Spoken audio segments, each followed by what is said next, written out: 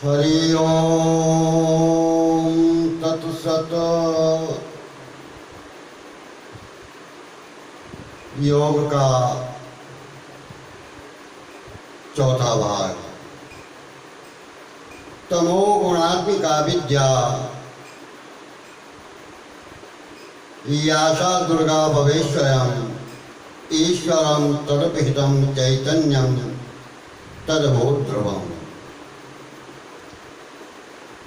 सत्वादिका च या विद्या लक्ष्मी ही शाद्यविरूपिणी चैतन्यम तदुपहितं विष्णुर्भवति नान्यथा।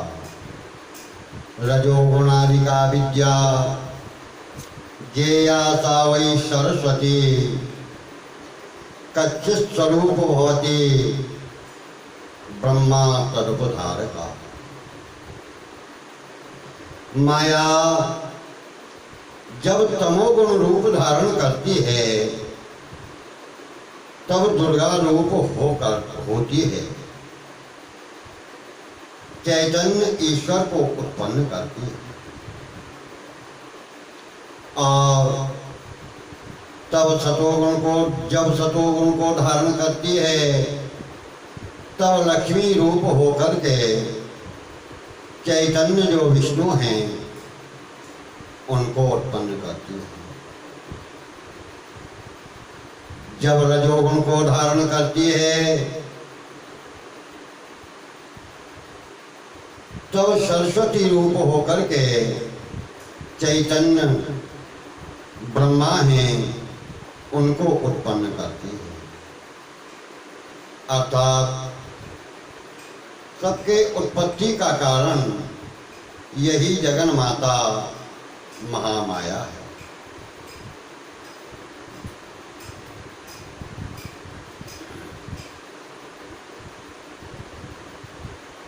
ईशाद्याः सकला देवा दृश्यन्ते परमात्मनि शरीरादि जडं सर्वं सा विद्या तथा तथा। एवं रूपेण कल्पन्ते कल्प का विश्व संभव तत्वात् तत्त्वं भवन्त्यः कल्पनान्येन नोदिता। हमारे आदि सकल देवता उसी एक परमात्मा में दिखाई पड़ते हैं और शरीर आदि सब जड़ पदार्थ उसी एक विद्या अर्थात आत्मा में भिन्न जान पड़ते हैं। इस तरह बुद्धिमान लोगों ने संसार के स्थिति की कल्पना की है कि तत्व अतत्व दोनों हुए हैं।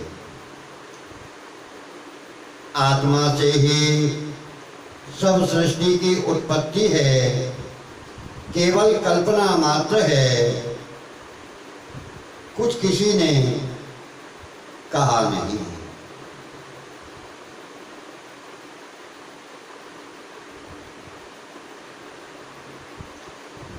प्रमेयत्वादि रूपेण सर्वं वस्तु प्रकाश्यते तथैव वस्तु नान्यस् एव भासको वर्तकः। स्वरूपत्वेन रूपेण स्वरूपं वस्तु भाष्यते विशेष शब्दो पादाने भेदो भवति नान्यः। प्रमेय रूप यानी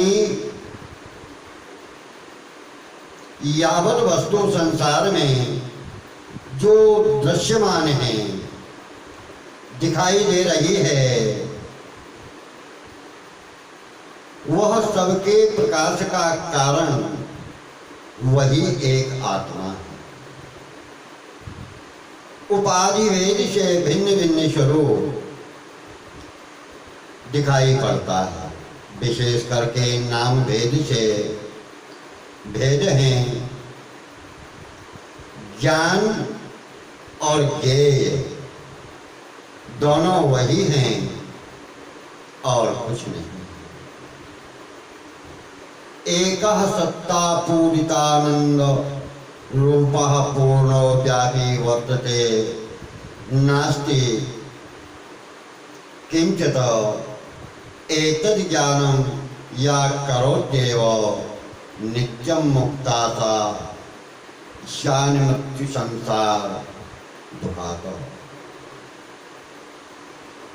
एक सत्ता वहान पूरे आनंद स्वरूप परिपूर्ण व्यापी सर्वदा वर्तमान और दूसरा कुछ नहीं। ऐसा ज्ञान जिसको है सर्वदा वह यही मनन करता है, वह मुक्त है। संसार के जन्म मरण आदि दुख से वह छूट चुका है, रहित हो गया है।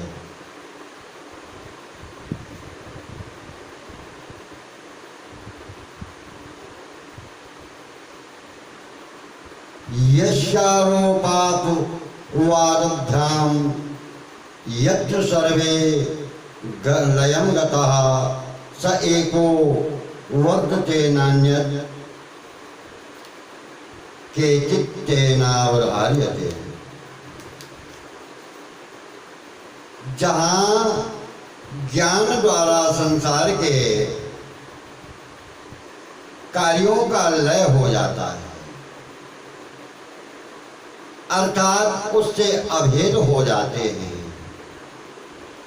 उसी एक सर्वदा वर्तमान आत्मा में मन का लय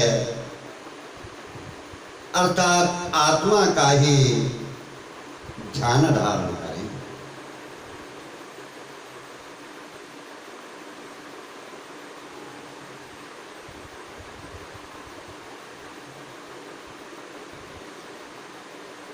पितुरुन्नम्यात् कोशात् जायते पूर्व कर्मणः शरीरं वै जडं दुःखं सप्राक् भोगाय सुंदरम। पूर्व कर्म के अनुसार प्राणी पिता के अन्न में कोष से दुख भोगने के कारण जड़ शरीर सुंदर भोग रूप उत्पन्न होता है।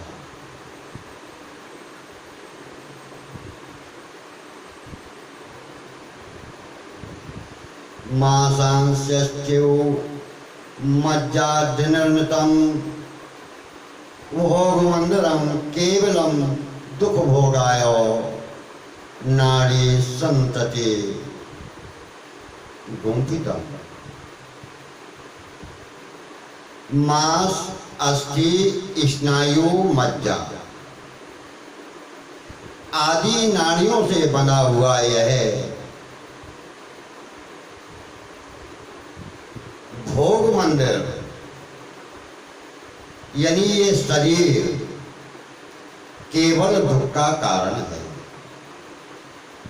तात्पर्य यह है कि ऐसा शरीर जिसके उत्पत्ति स्थिति के स्मरण करने से भी घृणा होती है,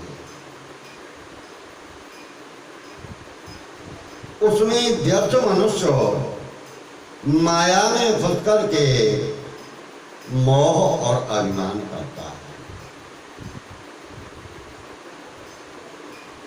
पारमैश्च मिदम गात्रम पंचभूत विनिर्मितम ब्रह्मांड संज्ञकम दुख सुख भोगाय कल्पितम। यह शरीर ब्रह्मा के द्वारा पंचभूत से निर्मित ब्रह्मांड संज्ञा सुख दुख भोगने का हेतु कल्पित है।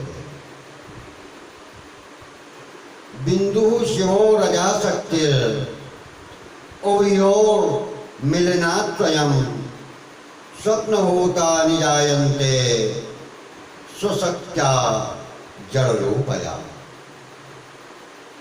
शिव रूप बिंदु और शक्ति रूप रज, इन दोनों के संबंध से ईश्वर की शक्ति रूपा महामाया अपनी प्रभुता से शरीर को उत्पन्न करती है। तत्पंचीकरणात् स्थूलान्य संख्यानि चराचरं ब्रह्मांडस्थानि वस्तूनि यत्र जीवोस्ति कर्म तद्भूत पंचकात् सर्वं भोगाय जीव संगीता। उसी पंचीकरण से अनेक स्थूल वस्तुएं इस शरीर में चराचर उत्पन्न होते हैं। यह जीव भी अपने कर्मानुसार भोग भोगने के हेतु उसी पांच भूतों से जीव संज्ञा करके प्रकट होता है। पूर्व कर्मानुरोधेन करोमि घटनामहम् अजड़ा सर्वभूतान्वयी जलस्थित्या भुनक्तितान्। ईश्वर कहते हैं कि प्राणी को पूर्व कर्म के अनुसार हम उत्पन्न करते हैं और सर्वभूतों में हम अजड़ अर्थात भिन्न और अविनाशी हैं, परंतु जड़ रूप होके सबको हम खा जाते हैं अर्थात सबका नाश कर देते हैं।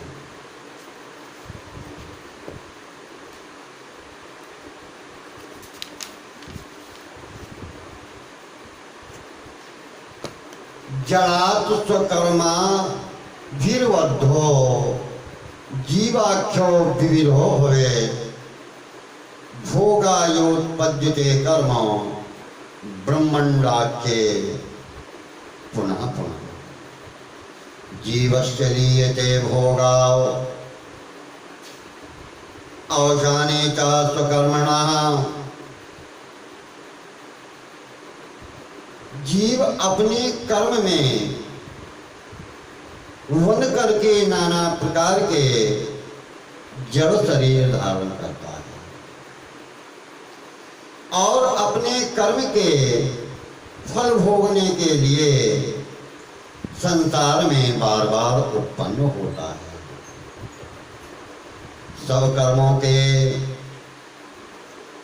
अवसान जब ज्ञान द्वारा सब कर्मों से जीव छूट जाता है, रहित हो जाता है, तब उसी ज्ञान रूप आत्मा में लय हो जाता है। हरि ओम।